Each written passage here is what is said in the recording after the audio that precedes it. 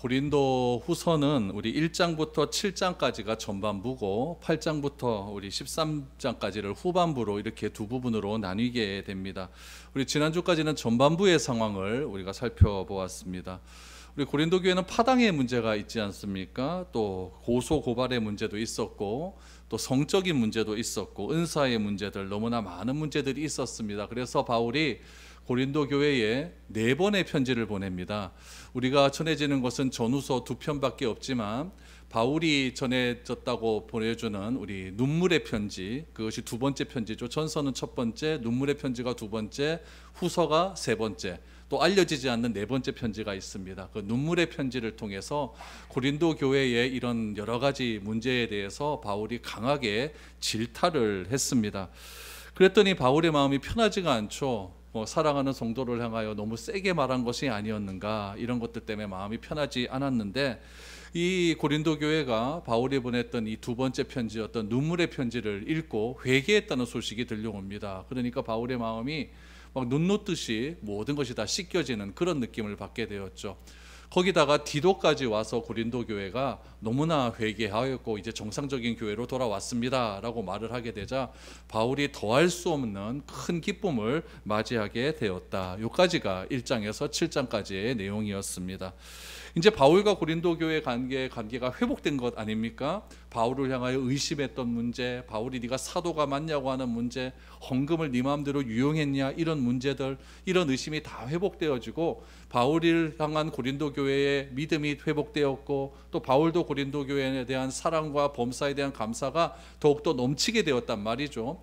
그래서 이제 바울이 고린도 교회와 그 지역 교회를 향하여서 가지고 싶었던 마음을 오늘 8장, 9장에서 먼저 말을 하기 시작합니다. 가장 핵심적인 것은 무엇이었냐면은 예루살렘 교회가 지금 극심한 어려움 가운데 있는데 그들을 어떻게 좀 도와줘야 될 것 아니냐에 대한 문제였습니다. 그래서 바울이 고린도 교회를 비롯한 마게도니아 지역 교회가 예루살렘 교회 구제를 위해서 좀 힘을 썼으면 좋겠다, 이런 마음으로 이제 8장이 시작되고 있습니다. 먼저 1절, 2절 말씀을 한번 보시죠. 형제들아, 하나님께서 마게도니아 교회에게 주신 은혜를 우리가 너희에게 알리노니 환난의 많은 시련 가운데서도 그들의 넘치는 기쁨과 극심한 가난이 그들의 풍성한 연보를 넘치게 하도록 하였느니라 라고 말합니다. 마게도니아 교회라고 해요. 이 마게도니아 지역은 어디냐면은 그리스 북부 지방입니다. 그래서 성경에도 보면은 빌립보, 데살로니가, 베레아, 이런 지역이 마게도니아 지역의 교회죠. 그리스 북부 지방에 있는 교회, 이렇게 기억을 하시면 좋습니다. 이런 교회들이 지금 굉장히 열심히 헌신을 했다라고 이야기를 합니다. 누구를 위한 헌신을 했느냐? 예루살렘 교회가 어려움을 당했으니까 그 어려움을 좀 잘 도울 수 있도록 헌신을 했다라고 말합니다. 그럼 여러분, 우리가 생각을 좀 해봐야 돼요. 예루살렘 교회가 왜 어려움을 당했을까? 우리 이방 신약 시대에 최초로 세워진 교회가 예루살렘 교회 아닙니까? 또 베드로가 막 3,000명, 5,000명씩 막 회개를 시켰고, 그런 굉장히 큰 그 당시의 교회였는데 그런 교회가 뭐 가뭄 하나 왔다고 이렇게 어려움을 당했는가? 이게 좀 이해가 안 되는 부분입니다. 그러나 우리가 요 전후 사정을 잘 살펴보면은 예루살렘 교회가 왜 어려움을 겪었는지 알 수가 있습니다. 이 예루살렘 교회가 어려움을 겪는 이유가 오늘 현대교회가 겪는 어려움과 똑같습니다. 한번 예루살렘 교회가 왜 어려움을 겪었는지 먼저 한번 살펴볼 수 있도록 하겠습니다.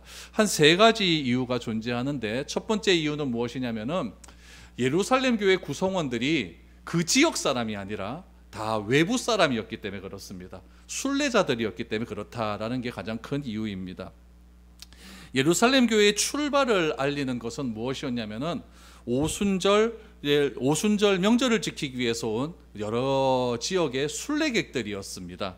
우리 사도행전 2장 9절에서 11절 말씀을 보면은 그 당시에 예루살렘 교회에 어떤 사람들이 왔는가에 대한 이야기가 나옵니다. 오순절 지키기 위해서 우리는 바데인과 메데인과 엘람인과 또 메소포타미아, 유대와 갑바도기아, 본도와 아시와 부르기아와 밤빌리아와 애국가 및 구레네에 가까운 리비아 여러 지방에 사는 사람들과 로마로부터 온 나그네 곧 유대인과 유대교에 들어온 사람들과 그레데인과 아라비아인들이라. 우리가 다 우리의 각 언어로 하나님의 큰 일을 말함을 듣는도다 하고 라고 말합니다. 유대인들의 3가지 명절 중에서 오순절을 지키기 위해서 지금 제가 말씀드린 이 지역 사람들이 온 거예요. 이 지역이 주로 어디냐면은 지중해 연안의 지역에 있는 사람들입니다. 그래서 터키 지방으로 해서 서쪽으로 쭉 가다 보면은 이제 뭐 이탈리아까지 나오지 않습니까? 그 지역 사람들, 또 아프리카 지역으로 가면 이집트 북부 지역 사람들, 그 지역 사람들이 지금 12개의 지역이 지금 언급이 되고 있어요. 12개 지역과 유대인들, 예루살렘에 사는 유대인들, 또 유대교에 속한 사람들, 또 유대교에 속해 있는데 유대인은 아니지만 유대교에 속한 이방인들, 그런 사람들이 오순절날 오순절을 지키기 위해서 예루살렘으로 다 모였다는 이야기죠. 오순절이 되었을 때 마가다락방에 200명의 사람들이 모였는데 그때 성령이 임했습니다. 그 성령이 임했을 때 각기 다른 방언으로 말하지 않았습니까? 제가 조금 전에 읽어드렸던 그 말씀을 보니까 그 12개 지역을 비롯한 수많은 지역에서 온 사람들이, 이 사람들이 각기 다른 방언으로 말하는 소리를 들었다라고 말을 합니다. 그러니까 예수님의 명령을 따라서 기도하던 200명의 제자들이 성령의 충만함을 받고, 성령의 충만함을 받은 200명의 제자와 오순절을 지키기 위해서 다양한 지역에서 온 순례자들이 예루살렘 교회의 출발점이었다는 이야기예요. 그런데 얼마 지나지 않아서 예루살렘 교회에 놀라운 일이 벌어집니다. 이제 오순절 능력을 받은 사람이 나가서 전했더니 3,000명이 회개를 했어요. 또 베드로가 한번 설교를 했더니 5,000명이 회결이 되었어요. 여러분, 여기서 3,000명, 5,000명은요 여자 뺀 숫자입니다. 그럼 여자들까지 포함되면 이건 10,000명이 넘어가는 거예요. 엄청나게 큰 교회가 탄생이 된 거예요. 그런데 여러분, 여기서 문제는 뭐냐면은 예루살렘 교회에 이렇게 많은 사람들이 들어왔는데 몇 명이 정착했느냐, 이게 문제죠. 여러분, 우리도 그렇잖아요. 뭐 총동원주의를 한다 그래서 교회 꽉 채워놓고 그 다음 주에 되면 다 빠져나가지 않습니까? 여러분, 그렇게 오는 거 무슨 의미가 있겠어요? 교회 정착하고 그들이 진짜 세례를 받고 예수를 그리스도로 믿어서 하나님의 제자로 그렇게 살아가는 게 중요한 것 아니겠습니까? 한 번 오긴 왔는데 다 빠져나갔다는 이야기죠. 오늘 본문도 마찬가지예요. 그 당시 12명의 사도 외에 모인 사람들에게 복음을 구체적으로 가르치고 그들을 케어해 주는 사람이 없었다는 이야기예요. 여러분, 한 10,000명 되는 사람이 오면은 그들을 지도하고 케어해 주는 사람이 몇 명쯤 돼야 될까요? 오늘날도 여러분, 교회에 한 10,000명씩 모이는 교회들이 있어요. 그러다 보면은 부교역자들이 거의 한 50명 이상 됩니다. 그러니까 이게 누굴가 좀 관리해 주고 케어해 주는 사람이 있어야 될 것 아니겠습니까? 근데 거기는 한 10,000명 이상 모였는데 사도들 12명밖에 없거든요. 여기서 문제가 발생하기 시작을 하는 거죠. 또 하나 문제는 뭐냐면은 이들은 다 예루살렘 사람들이 아니라 순례객들이었어요. 그러면은 이 순례객들은 10일간의 오순절 절기를 지키기 위해서 온 사람들이란 얘기죠. 그럼 자기가 있었던 그 지역에서 휴가 받고 온 사람들 아니겠습니까? 한 달씩 휴가 받고 온 거예요. 그럼 휴가비 한 달씩 쓸 여비만 가지고 예루살렘에 왔는데 거기서 은혜를 너무 많이 받아버린 거죠. 그러니까 가기가 싫은 거예요. 그러면 거기서 예루살렘 교회에 등록을 해서 이제 뭐 이거 신앙생활도 하고 뭐 그래야 되는데, 여러분 10,000명이 어디 들어갈 집이 어디에 있습니까? 예루살렘 지역의 그 당시의 상황을 보면은 여관이 그렇게 변변치가 않았어요. 그렇기 때문에 일부 사람들은, 돈 많이 갖고 온 사람들은 좋은 여관에 들어갈 수 있겠지만은 다른 사람들은 그렇게 부자들이 없었거든요. 그러다 보니까 예루살렘 교회 안에 200명의 성령 충만함 받은 사람들, 그 사람 집으로 가기 시작을 하는 거죠. 그럼 여러분, 우리 집에 나무 집 사람들이 와가지고 여러분 하루 이틀은 모르겠는데 한 달, 2달 그렇게 같이 기거하기가 쉽습니까?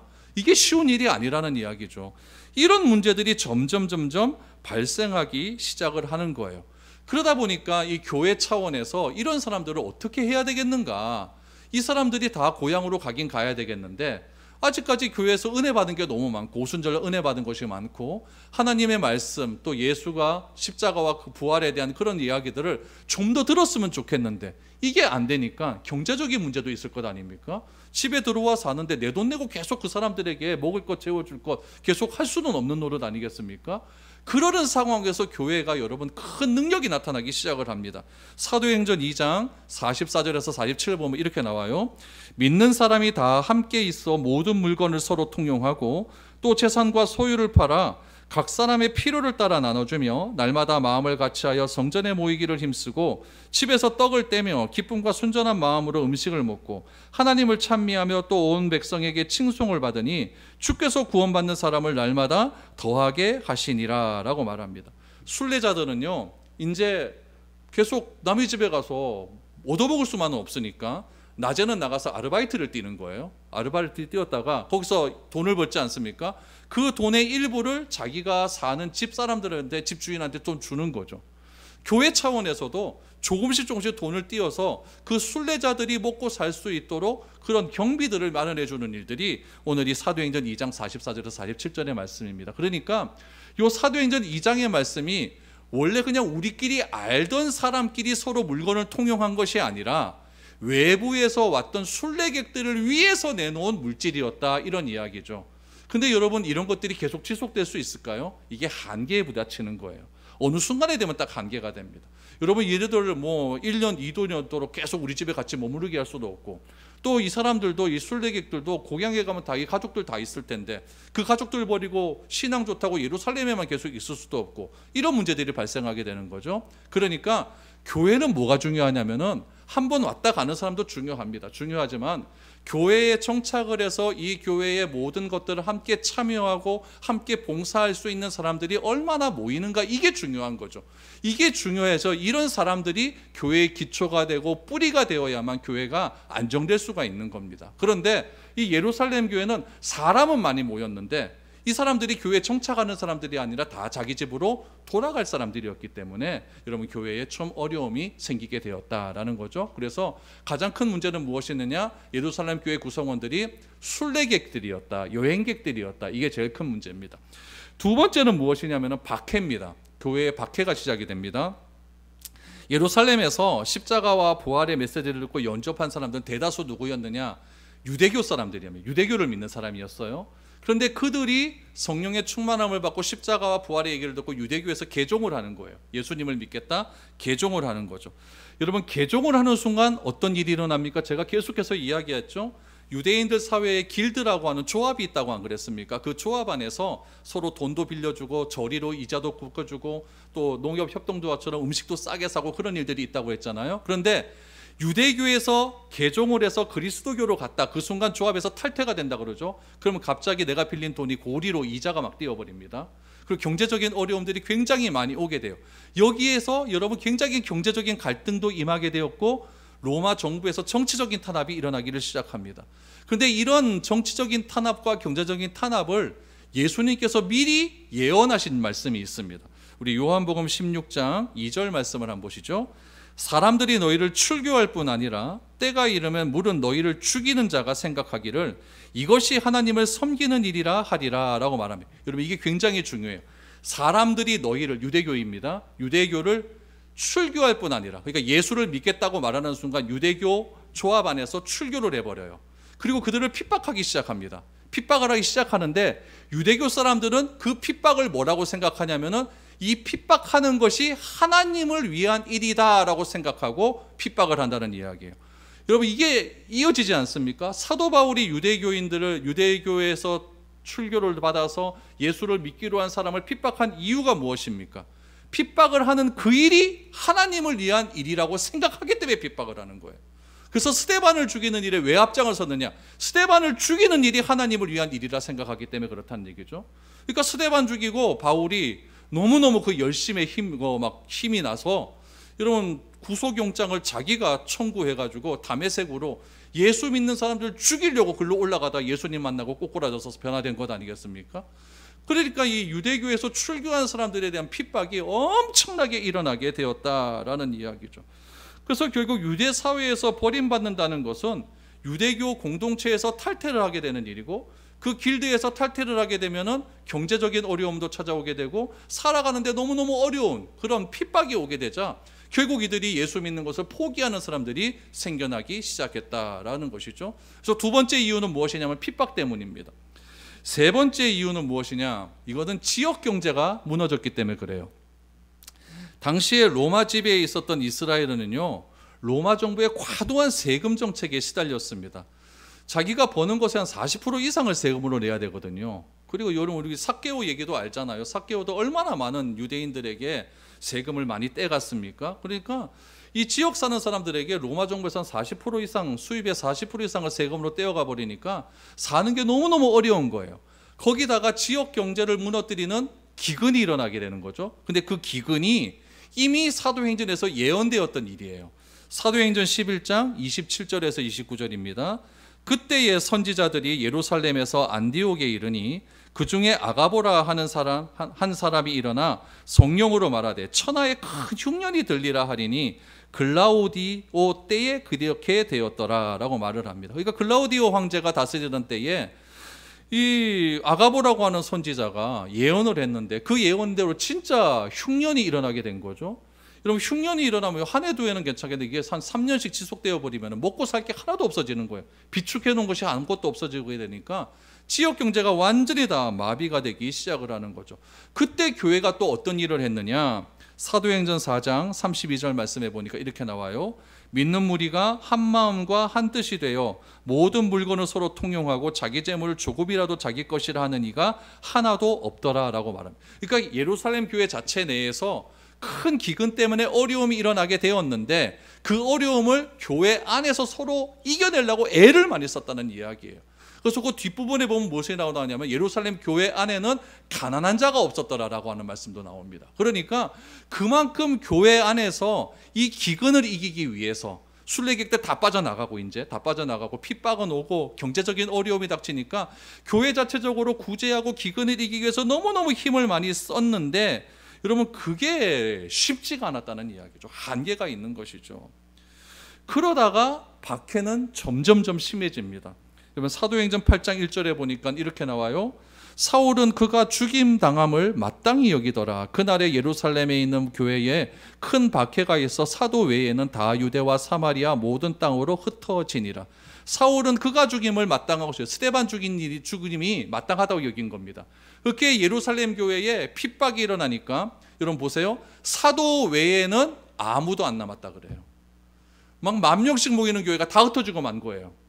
다 어디로 흩어집니까? 유대와 사마리아와 예루살렘 다 떠나가게 되는 거죠. 물론 그 떠나간 사람들이 사마리아 지역이나 안디옥 지역에 가서 교회를 세워서 거기서 큰 부흥을 일으키게 되었지만 어떻게 보면 예루살렘 교회는 그 지역의 가장 모체가 되는 교회였고 그 모체가 되는 교회를 통해서 무엇인가가 이루어지는 것이 정상적인 일인데 모체가 되는 교회가 완전히 다 막 무너지게 되어버리니까 사도 외에는 남는 사람들이 없으니까 이 예루살렘 교회가 너무너무 힘든 상황에 처해버리고 말았다는 이야기죠.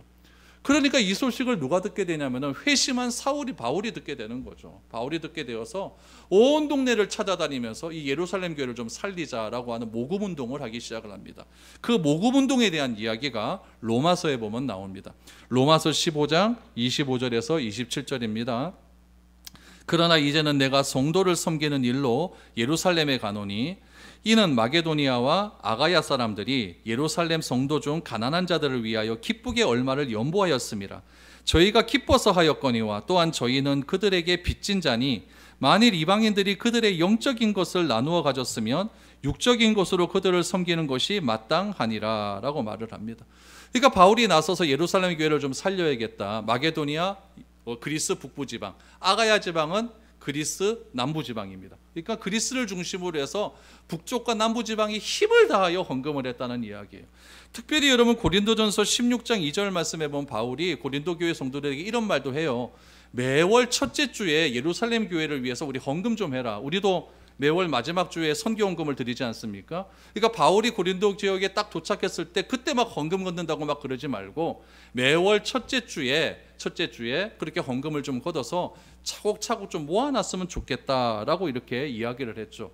그런데 고린도 교회에 바울에 대한 의심이 커지지 않습니까? 너 사울마저 이런 의심이 커지게 되었고 또 바울을 향하여서 바울이 마게도니아와 아가야 지역에 있었던 헌금을 다 걷어서 가지고 있었는데 그것을 네 마음대로 유용한 것이 아니냐, 이 헌금에 대한 이 비리에 대한 문제의 의혹까지 펼쳐지는 바람에 바울과 고린도 교회의 사람들과의 관계가 너무나 어지러웠던 거예요. 그런데 바울이 눈물로 쓴 두 번째 편지를 듣고 그들이 회개하게 되었고 디도의 소식을 들으니까 바울이 고린도 교회 사람들 이제 다 회개했습니다.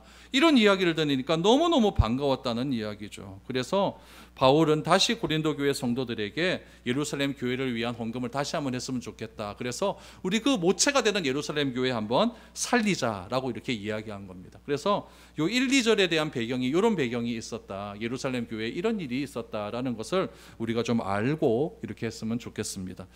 바울은 이렇게 마게도니아 교회와 아가야 지역의 교회가 이렇게 열심히 헌신한 것에 대해서 그것을 여러분 외면하지 않았습니다. 3절 4절을 보십시오. 내가 증언하노니 그들이 힘대로 할 뿐 아니라 힘에 지나도록 자원하여 이 은혜와 성도 섬기는 일에 참여함에 대하여 우리에게 간절히 구하니라고 말합니다. 여러분, 바울이 지금 증언한다라고 하지 않습니까? 증언이라는 것은 목격한 겁니다. 목격한 것을 내가 이야기하는 거죠. 그럼 바울이 무엇을 목격했느냐? 여러분 3절 4절을 말씀해 보면 너무나 중요한 말씀이 나옵니다. 4절에 보니까 성도 섬기는 일, 그리고 참여, 이렇게 나옵니다. 여러분, 섬기다라고 하는 헬라어가 디아코니아, 참여라고 하는 헬라어가 코이노니아. 여러분, 교회의 두 가지 큰 기둥이 코이노니아와 디아코니아 아닙니까? 그러니까 지금 이 고린도 교회 사람들, 이 사람들은요 지금 극심한 어려움에 있는 거예요. 마게도니아 지역 사람도 어렵고 아가야 지역 사람도 어려워요. 왜 어렵냐면은 교회가, 로마 정부가 너무 과도한 세금을 때려버리니까 너무나 힘이 든 거죠. 힘이 들고 어려운 가운데 속에서도 예루살렘 교회를 돕는 일에 뭐 하는 겁니까? 섬기는 일에 적극적으로 참여하였다는 거죠. 이거를 바울이 목격했다라는 거죠. 특별히 뭐라고 이야기합니까? 3절 말씀해 보니까 힘에 지나도록 자원하여 드렸다라고 말을 합니다. 여러분, 2절에서 말한 것처럼 이들은 극도로 가난했고요, 박해까지 있었습니다. 여러분, 가난하고 박해 있으면 절망이에요. 절망이었지만은 그들은 자신을 생각하지 않고 예루살렘 성도들의 필요를 기쁜 마음으로 동참을 했어요. 특별히 고린도후서 8장 17절 말씀해 보면은 거기에 뭐가 더해졌느냐? 디도의 권함이 더해졌다라고 말을 합니다. 그러니까 디도가 바울 이후에 고린도 교회의 담임 목사가 되어서 어떻게 해서든지 고린도 교회를 하나님의 은혜 가운데 잘 성장할 수 있도록 코이노니아와 디아코니아를 잘 관리하는 그런 교회가 될 수 있도록 디도가 마음껏 이렇게 권해 주었다라고 말을 합니다. 그래서 힘에 다하도록 그렇게 헌금을 했다라고 말합니다. 여러분, 이 본문을 제가 언제 설교했었냐면요, 제가 이제 교회 온 지 한 2, 3년 됐는데 교회 오지 한 1년 안 돼서 제가 이 설교를 했었어요. 이 본문을 가지고 설교를 했었습니다. 그때 제가 이 본문 갖고 설교하려고 해서 한 게 아니에요. 그때도 고린도후서 강의를 하다가 요게 나왔어요. 그런데 그때 제가 여러분들께 요 말씀을 드리면서 어떤 이야기를 했냐면은 한 교회가 생각이 나는데 이 말씀을 보다 보니까 그 교회가 꼭 예루살렘 교회 같다. 그래서 우리 교회가 정말 그때 우리 힘들지 않았습니까? 빚도 많고 교인도 얼마 없었고 막 그런 힘든 상황이었는데 우리 그 교회를 위해서 헌금 한번 하자. 그래서 시작된 게 이웃사랑 헌금 아니었습니까? 그래서 그때 우리 교회에서는 꽤 많은 헌금을 모아서 그 교회에 드렸어요. 드렸는데 그것이 우리 시차례에서는 어떤 한 교회를 위해서 드리는 최초의 헌금이 된 거예요. 그래서 그 헌금 때문에 그 교회가 아직까지 버티고 있습니다. 그 목사님이 어떻게 해서든지 우리 교회가 그 자기 교회한테 준 이유를 알게 됐어요. 뭐 말하지는 않았는데 알게 됐습니다. 그러면서 그 목사님이 저한테 찾아와가지고 한번 울더라고요. 너무너무 고마웠다고. 저 목사님 교회도 그렇게 힘든 거 내가 들어서 아는데 그때 그 목사님이 교회 개척해서 힘들어서 그 아파트 공사 현장에서 일하고 그러지 않았습니까? 그랬는데 뭐 가족들도 다 막 그 교회 개척하고 어지러워지고 부부간의 관계도 안 좋은 이런 상황이었는데 그때 그 도움이 너무 커서 지금 아직까지 교회를 잘하고 있다라는 그런 이야기를 해줬어요. 그러니까 그런 마음들, 우리 교회만 잘 되는 것이 아니라 우리보다 더 어려운 교회를 생각하는 그런 마음들.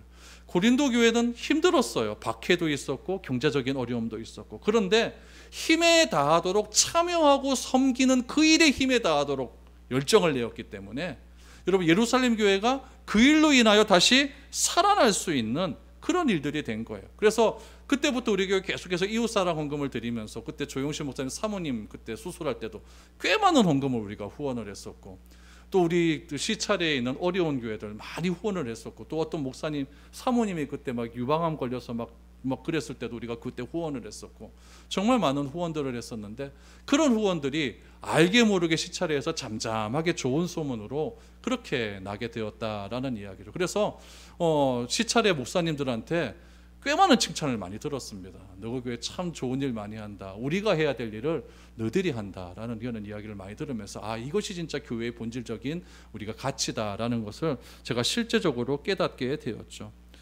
그래서 이 디아코니아와 이 코이노니아에 대한 이런 이야기들, 이것을 우리가 좀 귀하게 여겨야 된다라는 이야기예요. 특별히 여러분 보시면은 4절 말씀에 보면은 이 은혜와 성도 섬기는 일에 참여함에 대하여 우리에게 간절히 구하니라고 했잖아요. 이 구한다는 말이 굉장히 중요한 표현이에요. 이 구한다는 말이요, 어떤 식의 구한다느냐, 여러분 나병 환자가, 누가복음에 보면 나병 환자가 자신을 고쳐달라고 예수님께 간청을 합니다. 간청을 할 때 구하는 마음이 이 본문의 똑같은 단어입니다. 이때 구하다라고 하는 데오마이라고 하는 단어인데, 나병 환자가 예수님께 나를 고쳐주십시오라고 간청할 때 이 데오마이라고 하는 단어가 사용됐고요.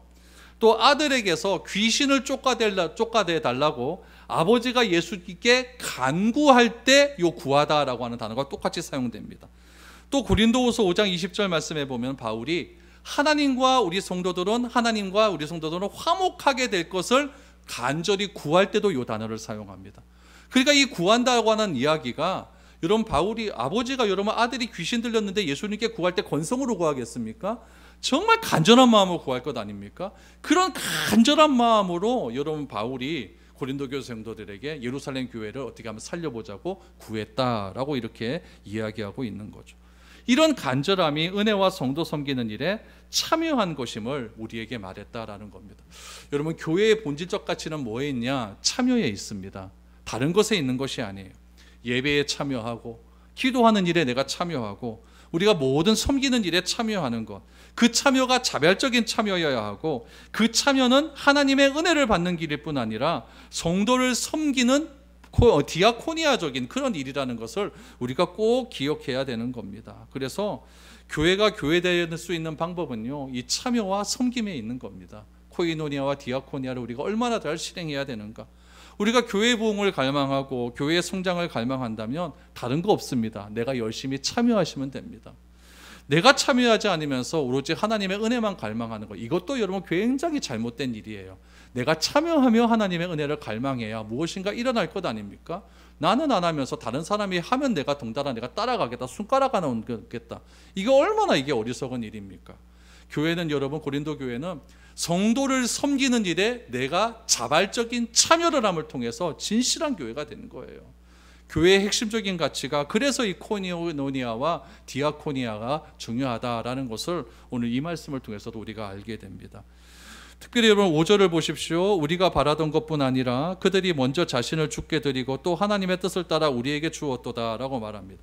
4절과 5절 사이에 뭐가 빠졌냐면 그리고라고 하는 접속사가 번역에는 빠졌어요. 이렇게 나옵니다. 그러니까 4절 말씀이 뭡니까? 4절에 이 은혜와 성도 섬기는 일에 참여함에 대하여 우리에게 간절히 구하니 그리고 우리가 바라던 것뿐 아니라, 이렇게 되는 거예요. 그리고 우리가 바라던 것뿐 아니라.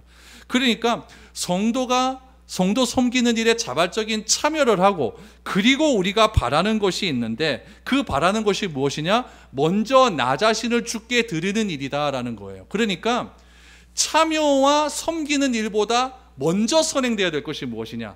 나를 하나님께 먼저 드리는 행위가 필요하다는 거예요. 나를 먼저 하나님께 먼저 드리고 그 다음에 참여와 섬김이 따라오는 것이 중요하다라는 이야기입니다. 그러니까 최우선 순위는요, 여러분 하나님께 나를 먼저 드리는 거예요. 나를 먼저 드리는 행위가 예배입니다. 내가 예배를 드림을 통해서 나를 하나님께 드리고, 그 예배 드림을 때에 내가 참여하게 되고, 그 참여하는 일에 여러분 내가 기도도 하고 헌금도 드리고 내가 모든 일을 하게 되는데, 그 모든 일이 힘에 다하도록 하는 그런 마음에, 그런 참여가 있을 때 진정한 교회의 모습이 우리가 나올 수 있게 된다라는 이야기죠. 여러분 이 오늘 본문의 말씀은 단순히 헌금 많이 내라 이런 이야기가 아닙니다. 진짜 교회의 가치는 나를 드리는 것이다. 나를 드리는 것이 참여와 섬김으로 나타나는 것이다. 그것이 바로 예배의 진정한 가치다라는 것을 우리에게 보여주고 있습니다. 이런 마게도니아 지역의 교회의 이런 마음을 우리가 배워야 됩니다. 저는 우리 교회가 어려움이 있었지만 지금까지 존속할 수 있었던 이유는 뭐냐면은 끝까지 참여하신 분들입니다. 저는 그것이 너무너무 감격스럽습니다. 코로나 시대 때 여러분, 코로나 때 여러분 뭐 그때 뭐 장로님하고 뭐 집사님 한 두세 분 나오셔갖고 그 코로나 어려운 시기에 여러분 아무도 교회 오지 않으려고 하는 그런 시기에 그때 참여하셔서 함께 예배에 동참하시고 끝까지 여러분들이 헌신해 주시고 봉사해 주셨기 때문에 지금 여러분 교회가 이렇게 보존될 수 있는 것 아니겠습니까? 우리 교회 여러분 목욕탕 위에 있다고 얼마나 많은 핍박 받았습니까? 내려갈 때 여러분 목욕탕에서 나온 사람 저 교회에서 내려온다고 해서 엘리베이터도 안 탔어요. 막 이런 어려움들, 이런 뭐 이상한 얘기들까지 다 들어가면서 우리가 이렇게 버텨나갈 수 있는 이유는 무엇이냐면은 여러분들이 하나님께 먼저 하나님께 내 자신을 드리고 여러분들이 참여하고 섬기는 그런 마음이 있었기 때문에 진정한 여러분 교회의 가치를 우리가 체험할 수 있었다라는 것을 알게 됩니다. 여러분 본질적인 교회의 가치는 예배에 있고 예배는 나를 주님께 드림에 있습니다. 그것을 위해 우리는 참여해야 되고 순종이 요구됩니다. 여러분 이 사실을 잘 기억하셔서 교회가 교회되고 예배가 예배될 수 있도록 우리 모두가 힘을 다할 수 있기를 바랍니다. 그래서 이 마게도니아 교회처럼 칭찬 듣는 교회, 바울이 이 사실을 목격했기 때문에 나는 이것을 증언하려고 한다라고 하는 이 증언의 사실들이 여러분 입속에서 증언으로 나올 수 있기를 바랍니다. 그래서 진정으로 이 지역에서 아름다운 교회로 소문날 수 있도록 더욱더 열심히 우리 하나님께 나 자신을 드리고 참여하고 섬길 수 있는 그런 저와 여러분들이 될 수 있기를 축복드립니다.